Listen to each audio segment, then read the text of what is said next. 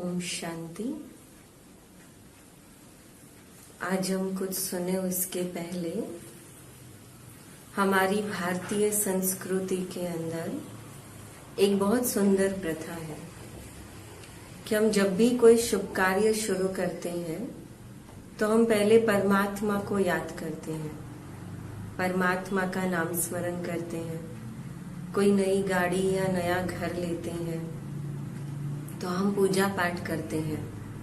उसके पीछे भाव ये होता है कि हम जो भी कार्य शुरू करने जा रहे हैं वो कार्य हमेशा सफल हो, उस कार्य में कोई भी विघ्न न आए। आज इस राजयोग की श्रृंखला की शुरुआत हम कर रहे हैं तो ये भी एक नया कार्य शुरू कर रहे हैं। तो पहले हम 2 मिनट परमात्मा को याद करेंगे, लेकिन उसके लिए भी एक नई विधि यूज करेंगे। अब तक तो हम बहुत पूजा पाठ अलग अलग रूप में, कर्म कांड के रूप में, कभी आरती के रूप में करते हैं। आज एक नई विधि सीखेंगे। एक बहुत सुंदर गीत बजेगा और उस गीत के माध्यम से आप परमात्मा को याद करिए, अपने मन के भावों को परमात्मा तक लेकर के जाइए। चलो 2 मिनट परमात्मा को याद करते हैं।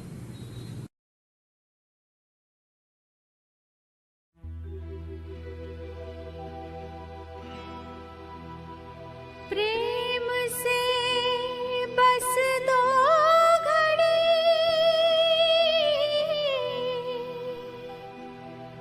प्रभु का ध्यान कीजिए, प्रभु का ध्यान कीजिए।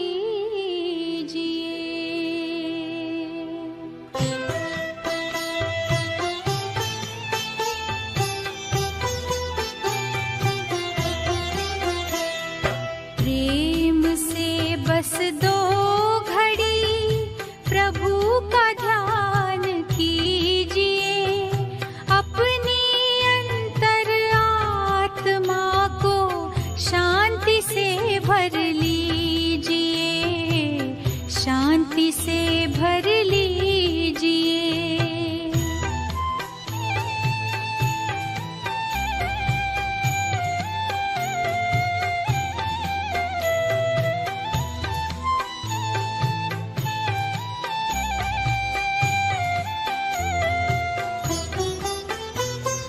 मानव जीवन में जैसे सत्कर्म का ज्ञान जरूरी है, हर कर्म से पहले प्यारे प्रभु का वैसे ध्यान जरूरी है। अपने दिल के दामन को आनंद से भर लीजिए, आनंद से भर लीजिए।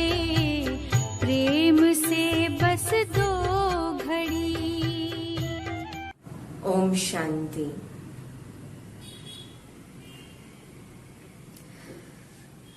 पहले हम कुछ सुने, जिस संस्था का ज्ञान सुनने बैठे हैं पहले उसका संक्षिप्त में परिचय सुनते हैं। इस संस्था का पूरा नाम है प्रजापिता ब्रह्मा कुमारी ईश्वरीय विश्वविद्यालय। ये एक विद्यालय है, अर्थात कि वो विद्यालय कि जहां पर हम अपने जीवन की पढ़ाई पढ़ते हैं। जैसे अलग अलग स्कूल होते हैं, स्कूल की ब्रांचेस होती हैं, वैसे इस संस्था के भी 150 देशों के अंदर 4,500 से भी अलग अलग ब्रांचेस हैं। और यहाँ पर करीब 15 लाख से भी ऊपर भाई बहने जो रोज यहाँ पर आते हैं और आकर के इस राज्यों का ज्ञान सुनते हैं, जो आपकी तरह ही गृहस्थी और घर संसार में रहने वाले, नौकरी धंधा करने वाले हैं। प्रश्न ये उठता है कि उनका लक्ष्य क्या है। जो भाई बहने यहाँ रेगुलर आते हैं, ये जो वो क्यों आते हैं? ना, जैसे कोई विद्यालय में जाते हैं, स्कूल में बच्चा पढ़ने जाता है तो उस बच्चे का लक्ष्य होता है मुझे डॉक्टर बनना है, मुझे इंजीनियर बनना है। उसी प्रकार यहाँ पर भी पढ़ने वाले हर व्यक्ति का एक लक्ष्य है, और वो लक्ष्य है स्व परिवर्तन से विश्व परिवर्तन। हम जब विश्व परिवर्तन की बात करते हैं तो पहली नजर में तो हमें ये असंभव लगता है, क्योंकि आपको क्या लगता है, आप अगर ये सुनते हैं या समझो कहे कि अगर हम खुद बदलेंगे तो पूरे विश्व को परिवर्तन कर सकते हैं। कई बार तो कई लोग कहते हैं कि बहन विश्व परिवर्तन की बात तो छोड़ो, अगर मेरे बदलने से अगर मेरा परिवार भी बदलता हो ना, या फलाना व्यक्ति बदलता हो, तो मैं आज बदलने को तैयार हूं। तो कहते हैं कि विश्व परिवर्तन कैसे होगा। एक बार जैसे अभी हम कोर्स सुन रहे हैं, ऐसे एक बार मुझे याद है कि एक परिवार कोर्स के लिए आया था। यहाँ पर हर मंडे से एक नया बैच शुरू होता है। उस परिवार में बच्चा था, बहुत छोटा सा बच्चा था, मुझे लगता है 5-6 साल का बच्चा होगा। और उस बच्चे के साथ उसके माता पिता थे और उसके दादा दादी थे। तो खास समय निकाल कर वो आए थे कि भाई चलो हम फ्री है, वैकेशंस भी है, तो चलो छुट्टियां हैं तो कोर्स करते हैं। जब फर्स्ट डे मैंने उनको पूछा तो जनरली जैसे हम यहाँ पर कहते हैं कि हम जब यहाँ पर आते हैं, परमात्मा का ये ज्ञान सुनते हैं, तो हमारे जीवन के अंदर बहुत सारे फायदे होते हैं। और सबसे बड़ा फायदा होता है हमारे जीवन से हमारा तनाव वो कम होता है। तो मैंने पूछा, अच्छा क्या आपको लगता है कि आपके जीवन के अंदर कोई तनाव है? मैंने जैसे ही पूछा कि समझो अगर मैं आपको एक कागज पेन दूं और मैं आपको कहूं कि आपके जीवन के अंदर जो सबसे बड़ा कोई टेंशन हो, आप उस टेंशन को या ऐसी 5 बातें आप उस कागज पे लिख दीजिए। तो सबने कहा ठीक है, लिख सकते। तो मैंने पूछा, तो आपको लगता है ना कि आपके जीवन के अंदर टेंशन है? आप मानेंगे नहीं, वो जो छोटा सा बच्चा, 5-6 साल का बच्चा, वो 5-6 साल का बच्चा कहता है सिर हिला के हाँ, कहता है जीवन में टेंशन है। मैंने उसको पूछा, उस बच्चे को क्या टेंशन है तुमको? वो बच्चा कहता है टीचर होमवर्क बहुत देती है, और कहते हैं ये मम्मी बहुत टिक टिक करती रहती है। अच्छा, मम्मी को पूछा आपके जीवन में सबसे बड़ा क्या टेंशन है, कि जो आपको लगता है कि अगर ये एक टेंशन उतर जाए तो मेरे जीवन या मेरा मन थोड़ा हल्का हो जाएगा। तो मम्मी कहती है कि मेरे ऐसे तो कोई ज्यादा टेंशन नहीं, बस ये है ना कभी सुनता नहीं है, ये बहुत मस्ती करता है, तो मुझे हमेशा इसका टेंशन रहता है। पिताजी को पूछा आपको क्या टेंशन है?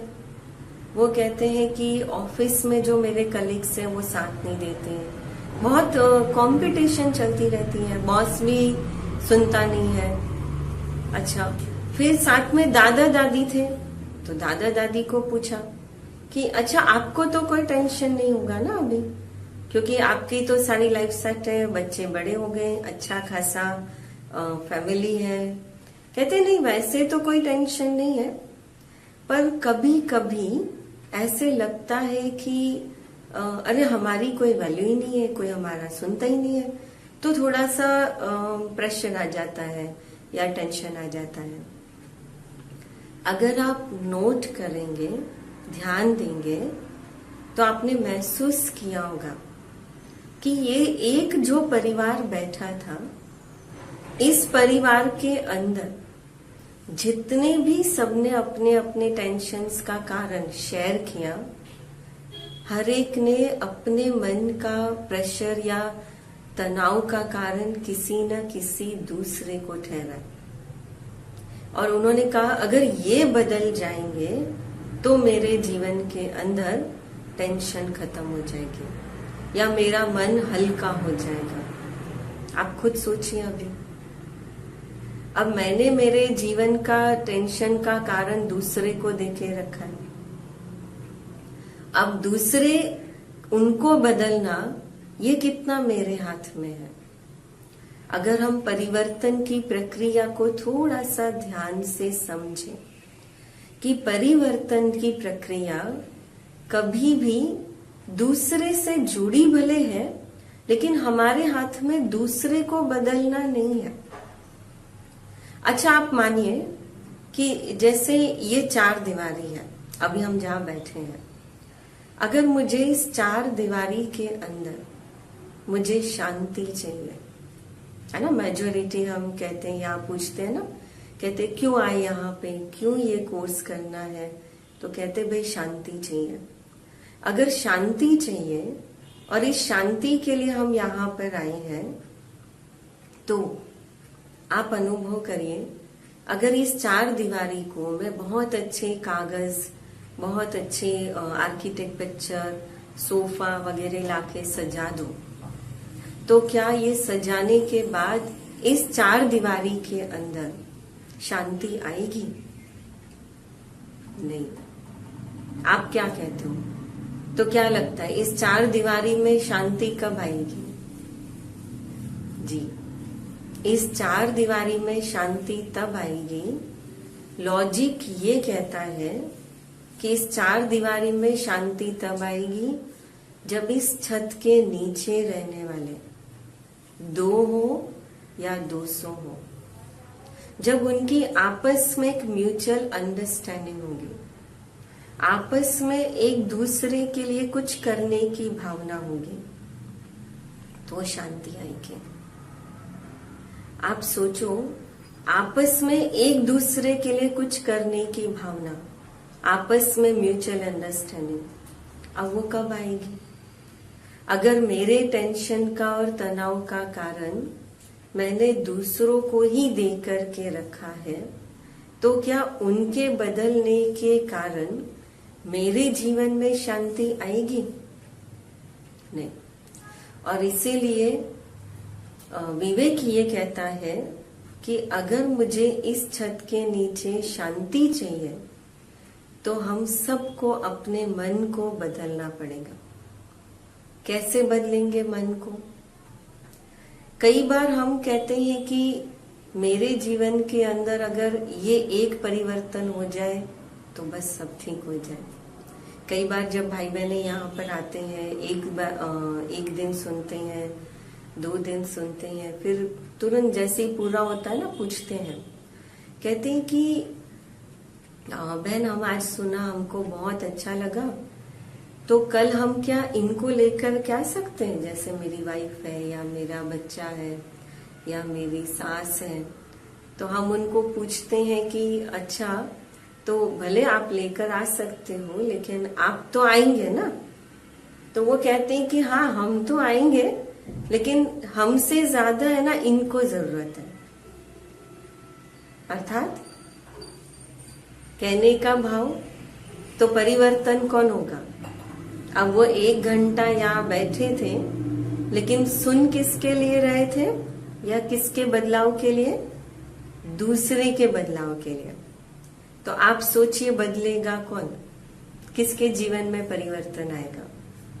किसी के जीवन में नहीं, क्योंकि जो यहाँ होते हुए भी यहाँ नहीं है, और जिसके लिए वो सुन रहे हैं वो तो यहाँ बैठा ही नहीं है, वो तो सुन ही नहीं रहा।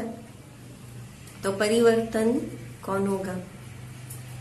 तो परिवर्तन की प्रक्रिया स्व से होती है, और इसीलिए इस संस्था का जो लक्ष्य हमने कहा कि स्व परिवर्तन से विश्व परिवर्तन। तो स्व परिवर्तन को अगर हम तोड़ें, तो परिवर्तन की प्रक्रिया तो हमने समझी कि हम जब तक खुद नहीं बदलेंगे तब तक हम किसी दूसरे को नहीं बदल सकते। और ये कैसे संभव है? अगर आपने इतिहास के पन्ने पलटेंगे तो आपने देखा होगा कि इतिहास के अंदर ऐसे कई नेता होकर के गए, ऐसे कई व्यक्ति होकर के गए कि जिन्होंने अपने जीवन के अंदर बदलाव ला करके कई आत्माओं के जीवन को बदला, कई लोगों के जीवन को बदला, पर कई सिर्फ लोग नहीं लेकिन पूरे देश को भी, पूरे विश्व को भी उन्होंने एक नई सोच दी। जैसे फॉर एग्जाम्पल गांधी जी के लिए कहा जाता है कि जब भारत के अंदर गांधी जी आए, खास करके वो इंसिडेंट के बाद जब उनको साउथ अफ्रीका के अंदर जब उनको ट्रेन से बाहर धक्के मार के निकाला गया। अब सोचिए उस समय जब वो आए और उस समय उन्होंने कहा कि 200 साल से जो अंग्रेज भारत में राज्य करते हैं, उन अंग्रेजों को हम लड़ करके भगाएंगे भारत से। और कैसे? तो कहते सत्य और अहिंसा के बल पर, अहिंसा से लड़के। अगर हम उस जमाने में अगर हो तो पहली नजर में ये बात हमको लगेगी नहीं, हमको लगेगा ऐसा कैसे हो सकता है। आप सोचिए अगर हम उस समय के अंदर हो तो उस समय अगर कोई ऐसे दुबला पतला व्यक्ति, साधारण व्यक्ति आकर कहे कि चलो चलो हम सत्य अहिंसा से लड़ते हैं और भारत देश को आजादी दिलाते हैं, क्या हम सोचते हैं कि ये लड़त कभी पॉसिबल हो सकती है? वो भी वो अंग्रेज जिनके पास गोला बारूद है? नहीं, कभी नहीं हो सकता। क्यों?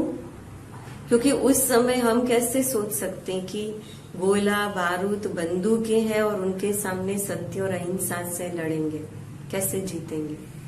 लेकिन इतिहास गवाह है कि वो लड़ाई चली और वो लड़ाई में हम जीते।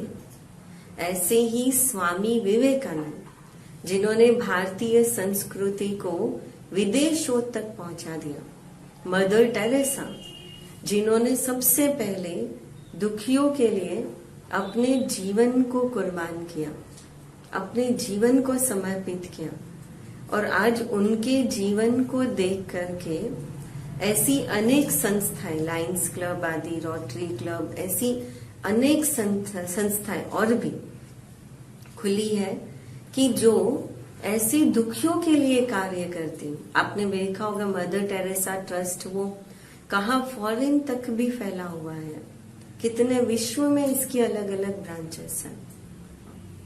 तो उसको दिशा देने वाले कौन? एक साधारण महिला। तो सोचिए अगर एक साधारण व्यक्ति अपने जीवन के बदलाव से, विचारों से पूरे देश को एक नई सोच और नई दिशा दे सकते हैं, तो हम अगर इसको इस रूप में लें कि चलो पूरे विश्व को नहीं, पर अगर मैं अपने आप को बदलने की अगर कोशिश करूं, या मेरे बदलाव से अगर मेरा परिवार और मेरे अगर आस पास के लोग, मेरा परिवार भी बदलने को तैयार हो, तो क्या वो नहीं हो सकता? पॉसिबल है? नहीं पॉसिबल है। अगर एक व्यक्ति पूरे विश्व में बदलाव ला सकता है, तो हम एक व्यक्ति, हम अपनी दुनिया में बदलाव क्यों नहीं ला सकते? जरूर ला सकते हैं, पर उसके लिए समझना होगा हमें स्व परिवर्तन। स्व परिवर्तन में अगर हम पहले स्व को देखते हैं तो स्व में दो शब्द आते हैं, एक मैं और एक मेरा। हम पूरे दिन में दो शब्दों का प्रयोग बहुत करते हैं, है ना? सुबह उठने से लेकर के रात सोने तक हम कहते हैं मैं और मेरा। अगर हम ध्यान से इन दोनों शब्दों को देखेंगे तो ग्रामेटिकली ये दोनों शब्द कभी भी एक दूसरे से एक्सचेंज नहीं हो सकते।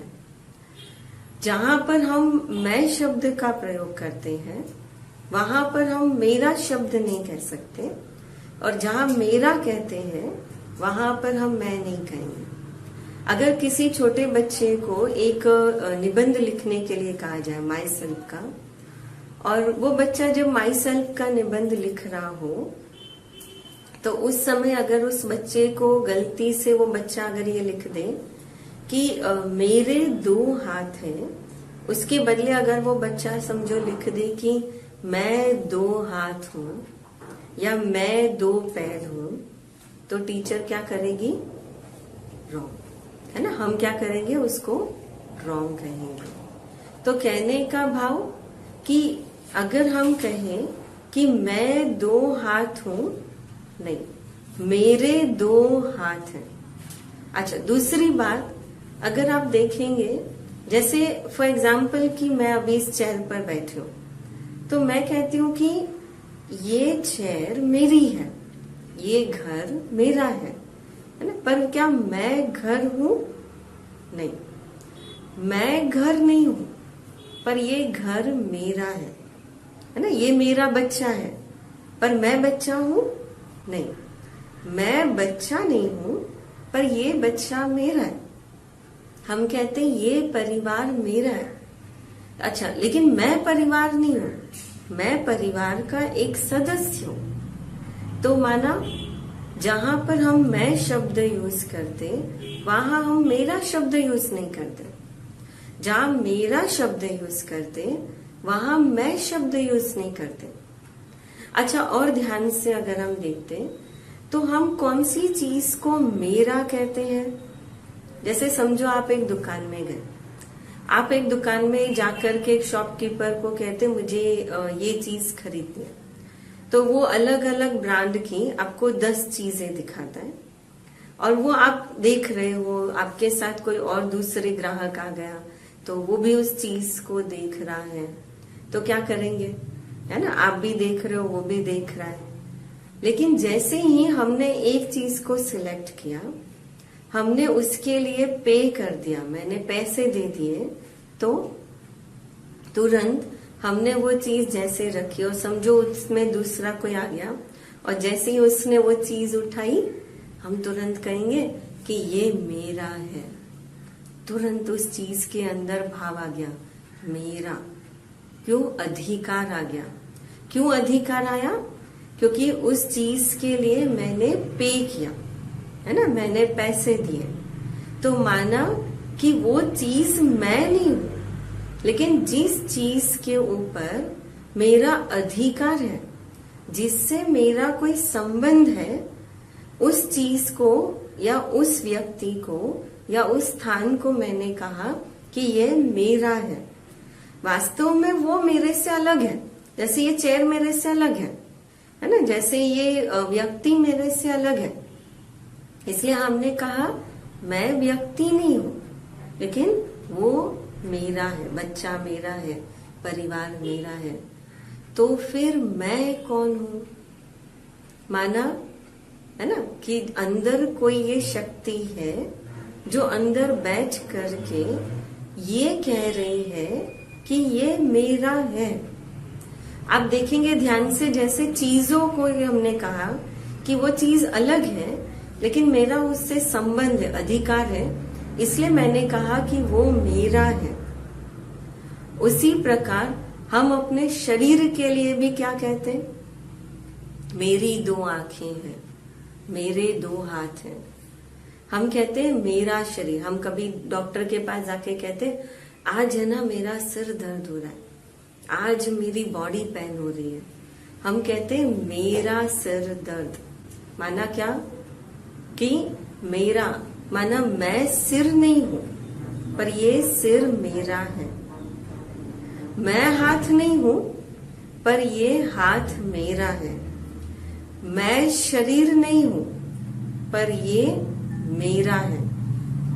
अर्थात माई बॉडी, आई बॉडी नहीं। यहां तक कि हमने नाम के लिए भी कहा कि ये नाम मेरा है, मैं नाम नहीं हूं।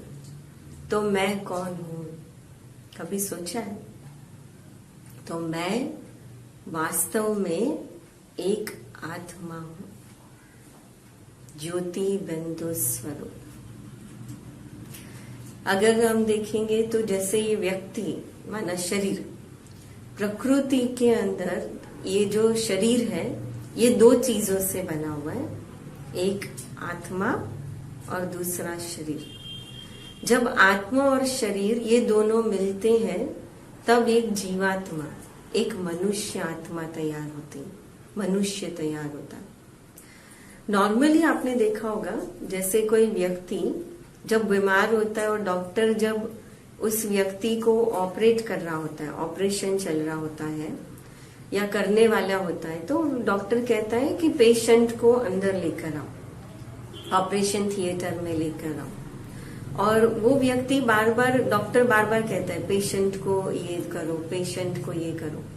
लेकिन जैसे ही वो व्यक्ति समझो ऑपरेशन करते करते अगर वो व्यक्ति समझो मर जाता है, तो डॉक्टर ऑपरेशन करना चालू रखेगा? नहीं। तो डॉक्टर क्या करेगा, है ना, ऑपरेशन तुरंत बंद कर देगा। और जैसे ही डॉक्टर ऑपरेशन बंद करेगा और तुरंत ऑपरेशन बंद करके डॉक्टर कहेगा, वार्ड बॉय को कहेगा कि भाई आप बॉडी को बाहर लेके जाओ। आज हमारा भी कोई कितना भी प्यारा व्यक्ति हो, लेकिन उस व्यक्ति को हम कितना भी प्यार करते हो, कितना भी उसके लिए हमारे दिल में प्यार हो, लेकिन जैसे हमको पता चले कि वो हॉस्पिटल में था और उसने शरीर छोड़ दिया, तो तुरंत हम भी ये पूछेंगे कि बॉडी कब लेके आ रहे हो, है ना, या बॉडी कब ला रहे हैं। तो कहीं ना कहीं हम क्या करेंगे, हमारी भाषा भी चेंज होती है, व्यक्ति के लिए भी चेंज होती है हमारी भाषा। तो कहने का भाव कि अभी वो व्यक्ति से प्यार खत्म हो गया ऐसा नहीं, लेकिन अब वो व्यक्ति भी हमारे लिए एक बॉडी बन गया है। बॉडी का मतलब क्या, शरीर। तो अब क्या व्यक्ति से प्यार खत्म हो गया? नहीं ना, लेकिन व्यक्ति से प्यार तो अभी भी है। फिर हमने बॉडी शब्द क्यों यूज किया? क्योंकि हमारा जो प्यार था, हमारा जो संबंध, रिश्ता था, वो व्यक्ति के साथ नहीं, लेकिन उस आत्मा के साथ था। अब ये जो आत्मा है उसको हम इन आंखों से देख नहीं सकते, है ना। जैसे ये जो शरीर है वो सिर्फ एक हड्डी मांस का पुतला है। अगर ये साइंस की दृष्टि से अगर हम देखेंगे तो इस शरीर के अंदर हड्डी और मांस के सिवाय और कुछ नहीं है। और इस शरीर में जब आत्मा प्रवेश करती है तब ये जीवात्मा कहलाती है। अच्छा, जैसे हम देखेंगे कि वायर है, जैसे आप देख रहे लाइट चल रही है, फैन चल रहा है, कैसे चल रहा है? अभी हम एक दूसरे को देख रहे हैं, या जो से टीवी चल रहा है, या तो कैसे चल रहा है? कहीं ना कहीं उसको चलाने वाली क्या है? इलेक्ट्रिसिटी। अब इलेक्ट्रिसिटी माना बिजली। अगर मैं आपको कहूं कि आप वो वायर तोड़ करके पहले मुझे दिखाओ कि इलेक्ट्रिसिटी कैसी होती, तो क्या हम इलेक्ट्रिसिटी को देख सकते हैं? नहीं। अच्छा, इस कमरे में हवा है, आप जहां बैठे हो ऊपर पंखा चालू और पूछा जाए कि क्या हवा है, कहीं अगर एसी चालू हो और पूछा जाए कि क्या ठंडक है, तो हम तुरंत कहेंगे है। पर कोई कहे कि दिखाओ तो मैं मानूं, नहीं, है ना, तो पॉसिबल नहीं है। हम वो दिखा नहीं सकते या हम देख नहीं सकते, हम उसको छू नहीं सकते, लेकिन फिर भी हम मानते हैं कि इस कमरे के अंदर या हम जहाँ बैठे हैं उसमें ठंडक है, हवा है। कहने का भाव, जैसे हम इलेक्ट्रिसिटी को देख नहीं सकते, हवा को देख नहीं सकते, छू नहीं सकते हैं, उसी प्रकार पर हम महसूस कर सकते हैं। इसलिए हमने उसको स्वीकार किया कि इस दुनिया में इलेक्ट्रिसिटी है, हवा है, गर्मी ठंडी है। उसी प्रकार इस शरीर को चलाने वाली एक आत्मा है। हाँ, फर्क इतना है कि शरीर दिख रहा है, वो आत्मा दिखती नहीं है। जैसे अभी अगर समझो लाइट चली जाए तो, है ना, पंखा करोड़ों का होते हुए भी, लाखों का होते हुए भी, लाइट हीरे की होते हुए भी, सोने की होते हुए भी, उस लाइट का, फैन का कोई मूल्य नहीं है। उसी प्रकार जब आत्मा इस शरीर को छोड़ देती है तो चाहे करोड़पति हो, चाहे कितनी भी बड़ी डिग्री ली हो, लेकिन इस शरीर का कोई मूल्य नहीं है, चाहे वो कितना भी अच्छा रंग रूप वाला हो, क्योंकि जो वैल्यू है, जो पावरफुल है, वो है आत्मा। अब वो आत्मा कैसी होती है? तो आत्मा को भी हम देख नहीं सकते, छू नहीं सकते, क्योंकि आत्मा का भी सूक्ष्म रूप है और वो है बिल्कुल पॉइंट ऑफ लाइट, सितारे समान। जैसे रात को आपने देखा होगा, यहाँ से जब आसमान में हम देखते हैं तो सितारा बहुत सुंदर चमकता हुआ, छोटा सा सितारा, बस उसी सितारे के समान हम आत्माएं हैं।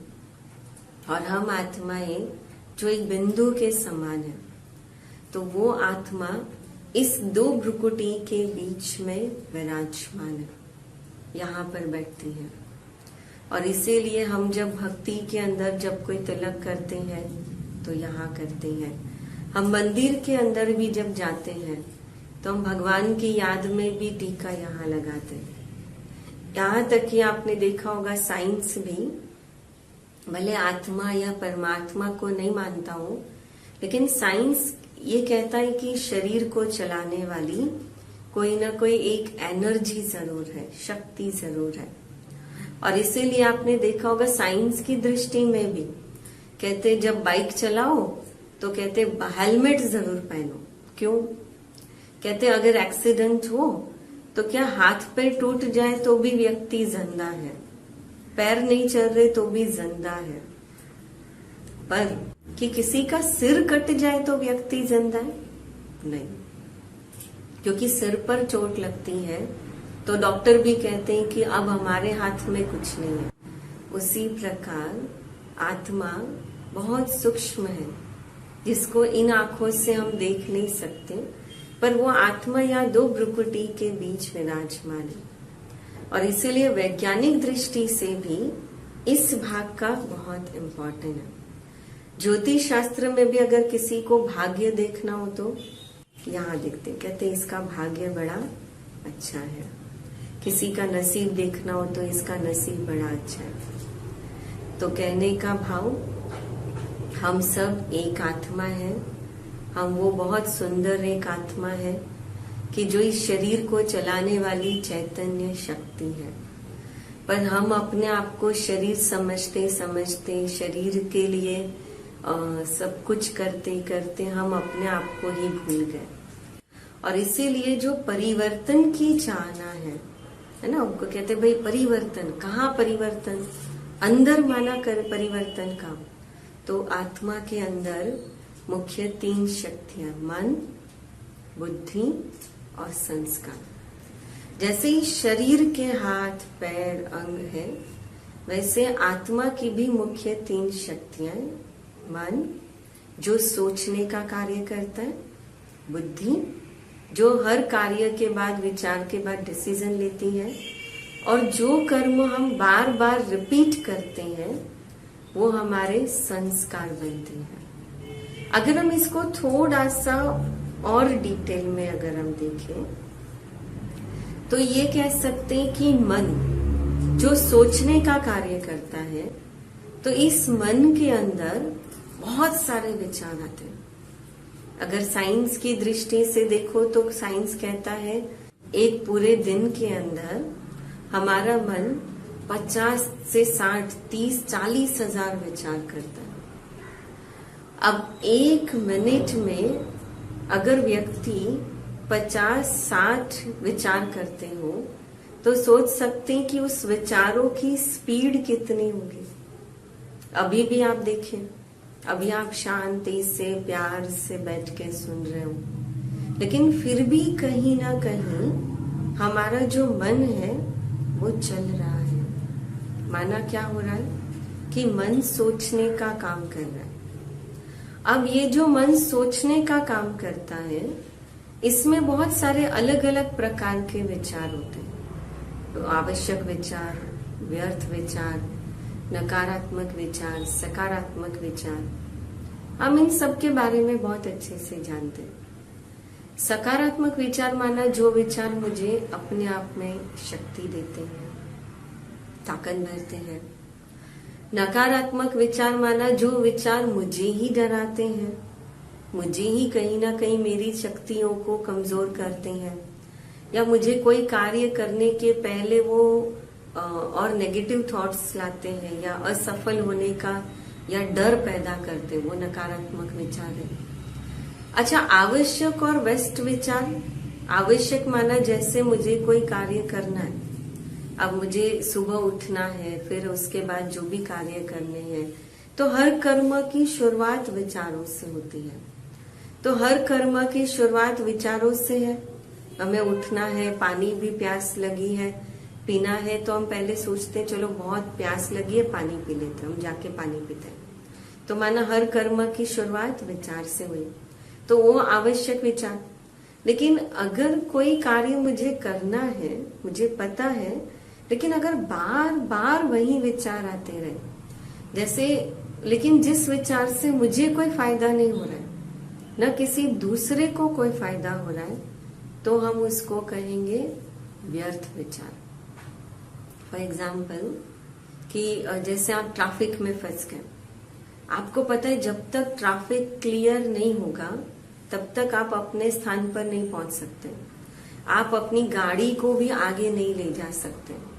लेकिन तो भी हम क्या करते हैं ट्रैफिक में, ये ऐसा है, या समझो बस या ट्रेन के लिए खड़े और बस या ट्रेन को थोड़ा लेट हो रहा है, तो हमारे मन के विचारों की स्पीड बढ़ती जाती है।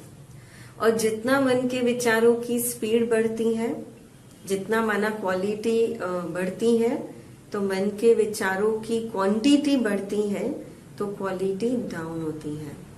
मन के विचारों की क्वालिटी नेगेटिव होती जाती है। जब बहुत ज्यादा व्यर्थ चलता है तो धीरे धीरे वो नकारात्मक बनता जाता है। अब इसीलिए जब पता है कि कुछ नहीं कर सकते, लेकिन तो भी हम गवर्नमेंट को दोष देते हैं, किसी न किसी को दोष देंगे, तो ये है व्यर्थ विचार। अब जैसे विचार होंगे तो बुद्धि वैसा निर्णय लेंगे। अब बुद्धि का कार्य निर्णय लेना, इसलिए अगर हम बुद्धि को एक तराजू के रूप में भी देख सकते हैं, कि जैसे हम देखते हैं कि बुद्धि डिसीजन, जैसे तराजू में दो पलड़े होते हैं, तो हमेशा डिसीजन वही पलड़ा वही झुकता है जहां वजन होता है। अगर सबसे ज्यादा नेगेटिव विचार होंगे, व्यर्थ विचार होंगे, तो आप सोचिए मैं बुद्धि से राइट डिसीजन कैसे ले सकती हूँ। बुद्धि का काम है निर्णय लेना। इसलिए कई बार छोटा बच्चा कई बार छोटी से मिस्टेक करता है, तो हम कहते हैं अरे तेरी थोड़ी तो बुद्धि चलाता, या कहते तेरी बुद्धि कहाँ चली गई थी। और इसीलिए हम बुद्धि से जब निर्णय लेना होता है, या कोई बहुत अगत्य का निर्णय लेना होता है, तो हम कहते हैं कि अच्छा मैं 2 दिन शांति से सोच के बताऊंगा। कहते हैं शांति से सोच के बताऊंगा। क्यों?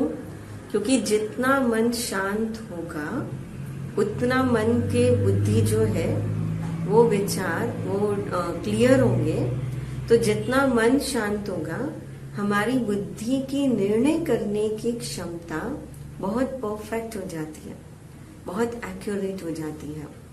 और फिर उसके बाद हम जो कर्म बार बार रिपीट करते हैं वो हमारे संस्कार बन जाते हैं।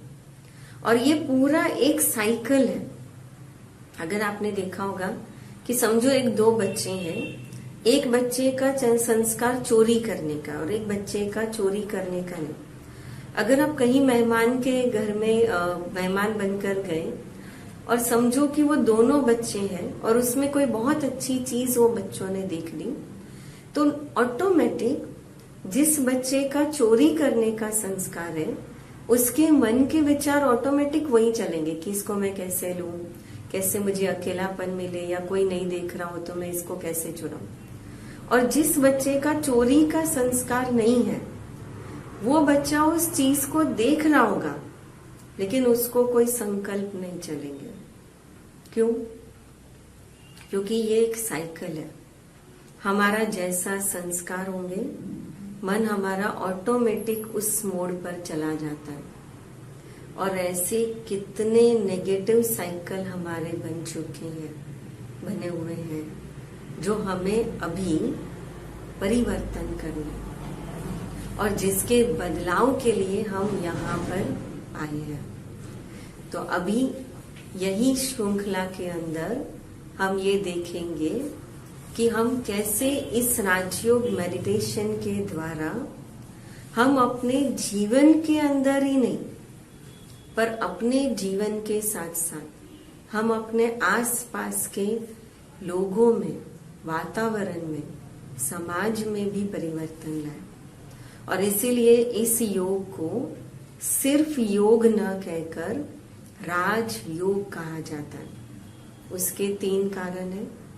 एक, योग अर्थात ये योग हमारे मन का राजा, हमको मन का राजा बनाता है, क्योंकि मन जो चंचल है, मन जो कंट्रोल में नहीं रहता है, उस मन के भी हम राजा बनेंगे, इसलिए इसे कहा जाता है राजयोग। दूसरा, ये योग सभी योगों में भी सर्वश्रेष्ठ है। इस योग से सिर्फ हम परिवर्तन नहीं, लेकिन इस योग से हम स्वस्थ भी बनते हैं। कैसे? समझो कि अगर आप 1 घंटा सुबह सुबह उठ करके गार्डन में गए, आपने वॉकिंग की, एक्सरसाइज की और आपने बहुत अच्छा 1 घंटा एक्सरसाइज और हेल्थ के लिए ध्यान रख करके आप एक्सरसाइज वगैरह करके घर आए, तो 1 घंटा सुबह सुबह उठकर आपने मेहनत करके कि भाई शरीर को स्वस्थ रखना है, और जैसे ही आप घर पर आए और समझो घर पर किसी बच्चे ने या किसी ने कुछ कर दिया और तुरंत आपको गुस्सा आ गया या तुरंत आप डिस्टर्ब हो गए, तो साइंस क्या कहता है? साइंस ये कहता है कि वो 1 मिनट में जैसे ही आपने वो गुस्सा किया या डिस्टर्ब हुए, आपकी 1 घंटे की मेहनत जो आप एक्सरसाइज वॉकिंग करके आए, शरीर को देखते आए, हेल्थ के लिए, वो पानी हो गई, वेस्ट हो गई। क्या कारण था? वो 1 सेकेंड। अगर हम वो 1 सेकेंड अपने मन को कंट्रोल करना सीख लेते, तो शायद हम अपनी जो इतनी मेहनत हेल्थ के लिए हमने की, वो बचा सकते थे। और इसीलिए इस योग को भी राजयोग कहते हैं कि राजयोग अर्थात मन का राजा बनना, क्योंकि इस योग से हम अपने मन को हेल्दी बनाएंगे। हमारे मन की इम्यूनिटी बढ़ती है। जब मन की इम्यूनिटी बढ़ेगी तो शरीर की इम्यूनिटी अपने आप बढ़ेगी। और तीसरा इसलिए क्योंकि यह योग सिखाने वाला भी परमात्मा, स्वयं सर्वशक्तिमान परमात्मा हमें इस योग को सिखाता है, इस योग को गाइड करता है। ये ज्ञान स्वयं परमात्मा का है, सत्य ज्ञान है। जब सत्य ज्ञान को अर्थात कहेंगे समझ, ज्ञान को कहा जाता है समझ।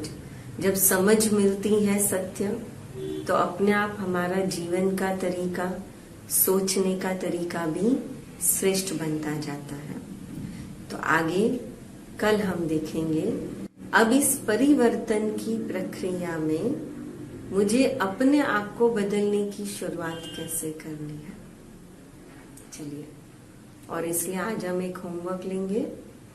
और एक होमवर्क क्या करेंगे, जैसे आज हमने देखा, हमने परिचय लिया कि मैं एक आत्मा हूं, ये शरीर नहीं हूं, और एक चमकता हुआ सितारा 2 प्रकृति के बीच बैठा हुआ। तो मुझे अपने आप को आज पूरा दिन या कल जब तक हम सुनेंगे, तो बार बार ये याद करना है कि मैं आत्मा हूं, ये शरीर मेरा है, अर्थात मैं इस शरीर से अलग हूं, और मैं आत्मा इस शरीर के द्वारा देख रही हूं, आंखों रूपी खिड़की के द्वारा देख रही हूं, इस कान रूपी खिड़की से सुन रही हूँ, इस मुख रूपी खिड़की से बोल रही हूँ, इस मन रूपी शक्ति से सोच रही हूँ। लेकिन बार बार मुझे याद करना है कि जैसे एक ड्राइवर गाड़ी चलाते हुए याद करता है कि भाई गाड़ी अलग है, ड्राइवर अलग है। हाँ, दोनों एक दूसरे के बिना अधूरे हैं।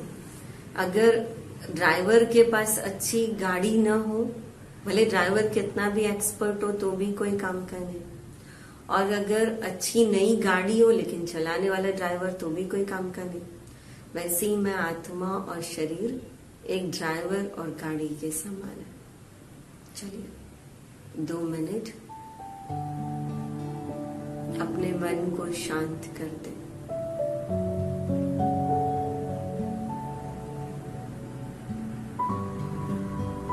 महसूस करें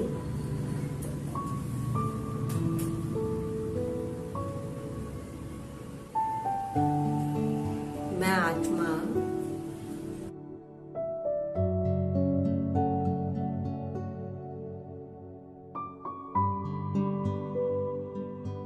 इस शरीर को चलाने वाली एक चैतन्य शक्ति,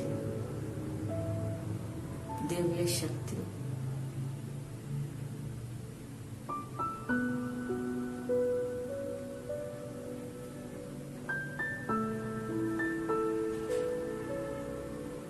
अब तक अपने आप को शरीर समझते थे,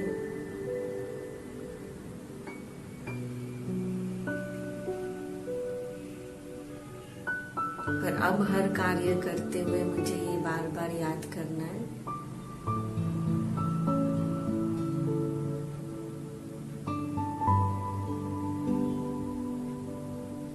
कि जैसे खाना खा रहे हैं तो इस शरीर रूपी गाड़ी को हम पेट्रोल दे रहे हैं, जब सोने जा रहे हैं तो इस शरीर रूपी गाड़ी को हम रेस्ट देने जा रहे हैं।